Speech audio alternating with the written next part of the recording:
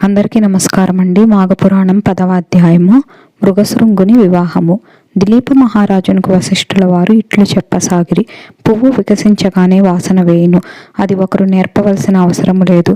అది ప్రకృతి నైజము. ఆ విధముగానే మృగశృంగుడు బాల్యదశ నుండియే హరినామస్మరణ యందు ఆసక్తి గలవాడయ్యెను. అతనికి 5 సంవత్సరములు నిండిన తరువాత గురుకులములో చదువుకొనుటకు వేసిరి. అచట సకల శాస్త్రములు అతి శ్రద్ధగా నేర్చుకొనుచు అధ్యాపకుల మన్ననలు నొందుచు పాండిత్యము సంపాదించెను. విద్యలు పూర్తయిన తరువాత తల్లిదండ్రుల యానతిపై దేశాటన చేసి అనేక పుణ్య నదులలో స్నానమాచరించి మాఘమాస ఫలము సంపాదించి ఉండెను. కుమారుడు దేశాటన పూర్తి చేసి వచ్చిన తరువాత అతని తల్లిదండ్రులు కన్యను చూచి వివాహం చేయుటకు నిశ్చయించినారు. మృగశృంగుడు తాను వరించిన సుశీలను మాత్రమే వివాహం చేసుకునదనని తన మనోనిశ్చయమును తల్లిదండ్రులకు తెలుపగా కుమారుని ఇష్టి ప్రకారంగా ఒక మంచి ముహూర్తమున మృగశృంగునకు సుశీలకు అతి వైభవంగా వివాహం చేసిరి. సుశీల స్నేహితురాండ్రగు మిగిలిన ఇద్దరు మృగశృంగుని చూచి, ఆర్య, మా స్నేహితురాలగు సుశీలను పెండ్లి చేసుకొనినట్లే మా ఇద్దరినీ కూడా ఈ శుభలగ్నమున పరిణయమాడుము అని పలికిరి. మృగశృంగుడు ఆశ్చర్యపడి, అసంభవం, అది ఎట్లు జరుగును అని ప్రశ్నించగా, మా సుశీలను పెండ్లాడినట్లే మమ్ము కూడా పెండ్లాడమని ఆడబడుచులు పట్టుబట్టినారు. మరి పురుషునకు ఒక్క భార్యయే కదా, 2 భార్యలా అని మృగశృంగుడు ప్రశ్నించగా, 2, 3 యువతులను పురుషుడు వివాహము చేసుకొనుటకు శాస్త్రములు అంగీకరించుచున్నవి కదా. దశరథునికి 3 భార్యలు, శ్రీకృష్ణునికి 80 భార్యలు, పరమేశ్వరునికి గంగా గౌరీ 2 కదా. వారికి లేని అభ్యంతరములు నీకు కలవా అని ఆ కన్యలు ప్రశ్నించి చుట్టుముట్టిరి. మృగశృంగుడు ఏమీ జవాబు చెప్పలేకపోయాడు. వివాహపు వేడుకలను చూడవచ్చిన అనేక మంది మునీశ్వరులు కూడా మృగశృంగ, అభ్యంతరము తెలపవలదు. ఆ 20 కన్యల అభీష్టము నెరవేర్చుము. వారు దుఃఖించిన నీకు జయము కలగదు. అయినను ఇటువంటి ఘటనలు మున్ను అనేకములు జరిగి ఉన్నవి అని పలికిరి. పెద్దలందరి అభిమతము ప్రకారము మృగశృంగుడు ఆ 20 కన్యలని కూడా వివాహం చేసుకున్నాడు.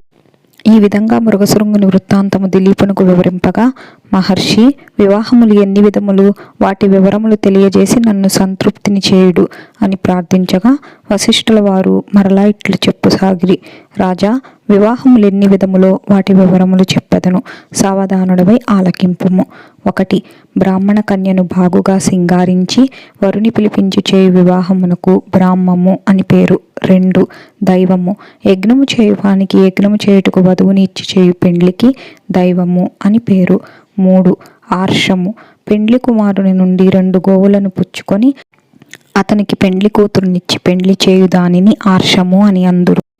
4. ప్రజాపత్యము, ధర్మము కోసం దంపతులు కట్టుబడి యుండుడని దీవించి చేయు వివాహమునకు ప్రజాపత్యము అని పేరు. 5. అసురము, డబ్బు పుచ్చుకొని కన్యని ఇచ్చి వివాహం చేయడానికి అసుర అని పేరు. 6. గాంధర్వము, ఒకరినొకరు ప్రేమించుకొని వారంతట వారు చేసుకుని వివాహమునకు గాంధర్వ వివాహం అని పేరు. 7. రాక్షసము, వరుడు కన్యను బలాత్కారం చేసి వివాహమాడు దానిని రాక్షస వివాహం అని పేరు. 8. పైశాచిక, మోసగించి అనగా మాయమాటల చెప్పి నమ్మించి పెండ్లి చేసుకొను దానిని పైశాచకమని పేరు. ఈ 8 రకములు వివాహ సంబంధమైన పేర్లు గాన వాటి ధర్మములు తెలియపరచెదను ఆలకింపుడు. గృహస్థాశ్రమ లక్షణములు, మంచి నడవడికతో ఇహము పరము సాధించవలైనన్న ఈ గృహస్థాశ్రమం ఒక్కటయే సరియైన మార్గము. భార్యయు భర్తయు అనుకూలంగా నడుచుకొనుట, ఉన్నంతలో తృప్తి చెందుట, దైవభక్తితో నడుచుకొనుట, అతిథి సత్కారములు ఆచరించుట మొదలగు సద్గుణములతో నడుచుకునేవాడే సరి అయిన గృహస్థుడనబడును.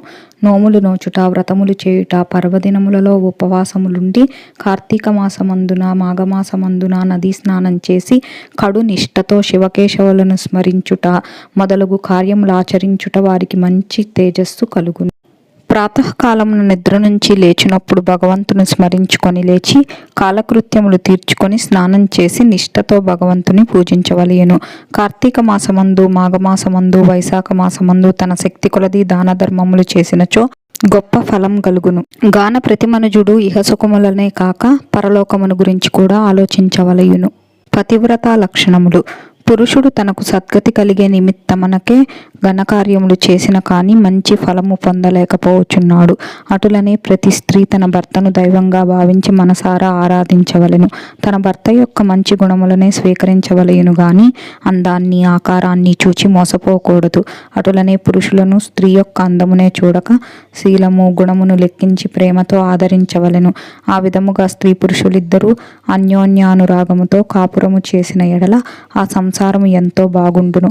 ఉత్తమ స్త్రీ తన భర్తను ఏ విధంగా ప్రేమతో సేవించునో ఆ విధంగానే అత్తమామల సేవ, అతిథి సేవల యందు కూడా తగు భక్తి శ్రద్ధలతో చేసిన ఎడల అట్టి స్త్రీకి సద్గతి కలుగును. భార్య తన భర్త ఆలోచన యందు మంత్రివలే సలహాలివ్వవలయును. పని పాటల యందు సేవకురాలి వలె నడుచుకొనవలయును. భోజనం వడ్డించినప్పుడు తల్లి తన కుమారునికి ఎంత ఆప్యాయంగా భోజనం పెట్టునో ఆ విధంగా భర్తకు భోజనం వడ్డించవలెను. శయన మందిరమున వేశ్య వలె భర్తకు ఆనందం కలుగజేయవలయును. రూపంలో లక్ష్మిని బోలి ఉండవలెను. ఓర్పు వహించుటలో భూదేవిని బోలి ఉండవలెను. ఈ విధంగా ఏ స్త్రీ నడుచుకొనునో ఆమెయే ఉత్తమ స్త్రీ అనబడును. స్త్రీ బహిష్టు అయిన 4 దినములు ఏ పనిని చేయరాదు. అతిగా మాటలాడకూడదు. ఎవరిని ముట్టుకొనరాదు. ఆ 4 రోజులు విశ్రాంతి తీసుకొనవలెను.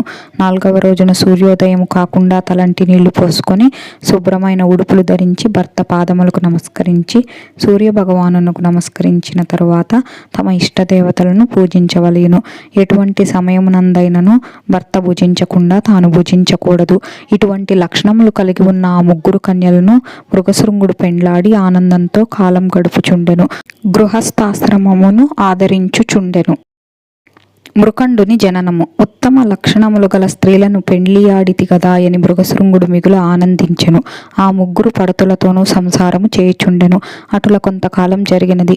సుశీలాయను భార్య గర్భం ధరించి ఒక శుభలగ్నమున కుమారుని కనెను. తన కుమారుడు అన్ని విద్యలయందు గొప్ప ప్రవీణుడు కావలయునని ఆశ కలవాడే జాతకర్మలు జరిపించి కుమారునికి మృకండుడని నామకరణం చేశారు. మృకండు దినదిన ప్రవర్ధమానుడై తల్లిదండ్రుల ఎడల, బంధుజనుల ఎడ, పెద్దల ఎడ భయభక్తులు కలిగి పెరుగుచుండెను. 5 ఏళ్లు నిండినవి. మృగశృంగుడు మృకండునకు ఉపనయనం చేసి విద్యను అభ్యసించుటకై గురుకులమునకు పంపించినాడు. గురుకులంలో గురువు చెప్పిన సకల శాస్త్రములు నేర్చుకొనుచు సకల లక్షణయుతుడై గురువు యొక్క మన్ననలు పొందుచు యుక్త వయసు వచ్చు వరకు చదివి సకల శాస్త్రముల యందు ప్రావీణ్యతను సంపాదించెను. మృకండు విద్యను పూర్తి చేసుకొని తల్లిదండ్రుల కడకు వచ్చెను. మరికొంతకాలమునకు మరుద్వతి అను కన్యతో వివాహం చేసిరి. ఆనాటి నుండి మృకండు గృహస్థాశ్రమం స్వీకరించెను. మృగశృంగుని మిగిలిన 2 భార్యలకు కూడా పుత్రులు జన్మించినందున వారికి కూడా అన్ని విద్యలు నేర్పిరి. పెద్దవారలైన తరువాత వివాహములు చేసెను. తన కుటుంబమంతయును మాఘమాసములో స్నానములు, జపములు, దాన ధర్మములు మరింత నిష్ఠతో జరపవలసినదిగా ప్రోత్సహించెడివాడు.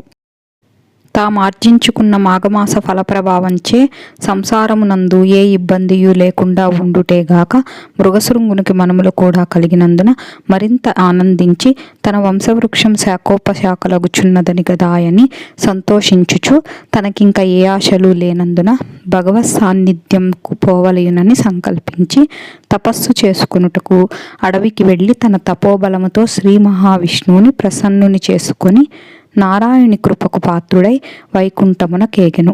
విన్నావు కదా భూపాల, మృగశృంగుడు తాను చేసుకున్న మాఘమాస ఫలము వలన తనకు పుత్ర పౌత్రాభివృద్ధి కలుగుటయేగాక బొందితో శ్రీమన్నారాయణుని వెంట వైకుంఠానికి వెళ్ళినాడు. ఇక అతని జ్యేష్ఠ కుమారుడైన మృకండుని యొక్క వృత్తాంతము చెప్పెదను ఆలకింపుము అని వశిష్ఠుల వారు దిలీప మహారాజునకు ఇట్లు వివరించినారు.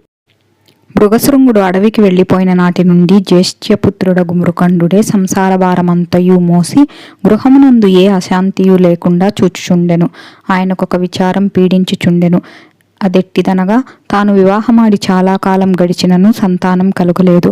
అందుచేత అతడు లోలోన కుమిలిపోవచుండెను. అతడు ఒకనాడు ఈ విధముగా తలపోసెను. కాశీ మహాపుణ్యక్షేత్రము సాంబశివునికి ప్రత్యక్ష నిలయము. అటువంటి వారణాసిని చూచినంత మాత్రముననే సకల పాపములు హరించుటయేగాక మనస్సునందు కోరికలు నెరవేరును. అనేక మంది కాశీ విశ్వనాథుని దర్శనము చేసుకొని వారి అభీష్టములను పొందగలిగిరి. గాన నేను నా కుటుంబ సమేతముగా వెళ్ళుదును అని మనసున నిశ్చయించుకొని ప్రయాణ సన్నద్ధుడై బయలుదేరెను.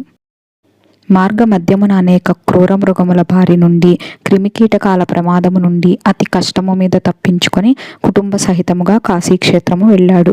కాశీపట్టణమును ఆనుకుని పవిత్ర గంగానది తన విశాల బాహువులను చాచి ప్రశాంతముగా ప్రవహించుచున్నది.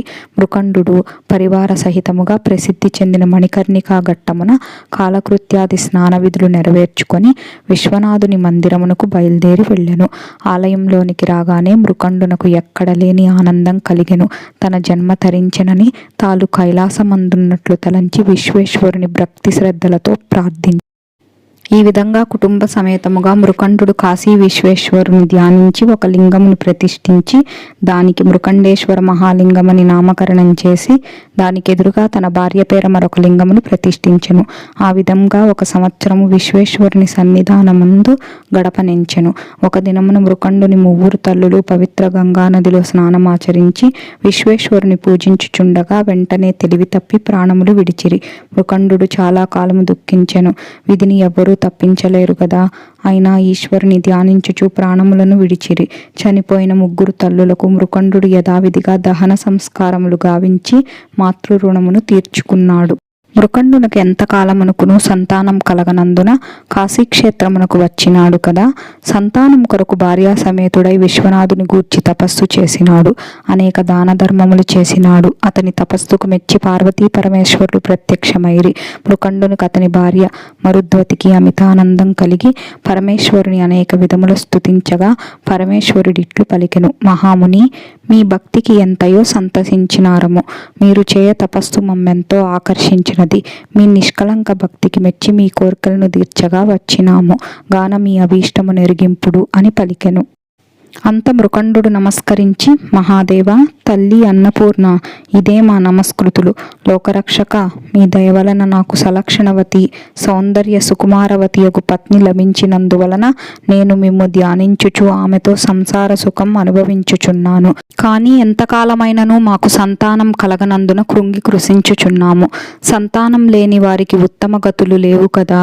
కావున మాకు పుత్ర సంతానం ప్రసాదించ వేడుకొనుచున్నాము అని పార్వతీ పరమేశ్వరులను ప్రార్థించాడు. మృకండుని దీనాలాపములు ఆలకించి త్రినేత్రుడిట్లు పలికెను. మునిసత్తమా, నీ మనోభీష్టము నెరవేరగలదు. కానీ ఒక్క నియమమున్నది. బ్రతికి ఉన్నంత వరకు వైధవ్యముతో ఉండు పుత్రిక కావలయునా, లేక అల్పాయుష్కుడగు పుత్రుడు కావలయునా అని ప్రశ్నించిరి. మృకండునకు ఆశ్చర్యము కలిగెను. పరమశివుని మాటలకు ఆలోచనలో పడవలసి వచ్చెను. కొంత తడవాగి, హే శశిధర, నన్ను పరీక్షింపనించితివా? నాకు జ్ఞానోదయమైనది. మొదలు నేటి వరకు మీ ధ్యానమునే సలుపుచు సేవించుచున్న నాకు ఏమి చెప్పవలయునో తోచకున్నది. అయినను కలకాలము వైధవ్యముతో కృంగి కృశించే పుత్రిక కన్నా అల్పాయుష్కుడగు పుత్రరత్నమునే ప్రసాదింపుడు అని నుడివెను. అటులనే యగుగాక అని త్రిశూలధారి వరమిచ్చి పార్వతీ సమేతంగా అంతర్ధానమయ్యెను.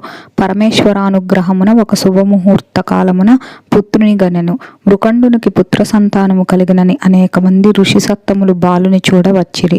వ్యాస మహర్షి కూడా వచ్చి ఆ బిడ్డకు జాతకర్మ చేసి మార్కండేయుడని నామకరణం చేసి వెడలెను. ఓ దిలీప మహారాజా, పరమ పూజ్యుడును భాగవతోత్తముడును అగు మృకండు పరమేశ్వరుని మెప్పించి వారి దయకు పాత్రుడయి సుపుత్రుని బడసెను. 10వ అధ్యాయము సమాప్తము. సర్వే జనా సుఖినో భవంతు. మరలా 11వ అధ్యాయముతో కలిసెదను. మీకు నచ్చినట్లయితే సబ్స్క్రైబ్ టు మై ఛానల్. ధన్యవాదములు.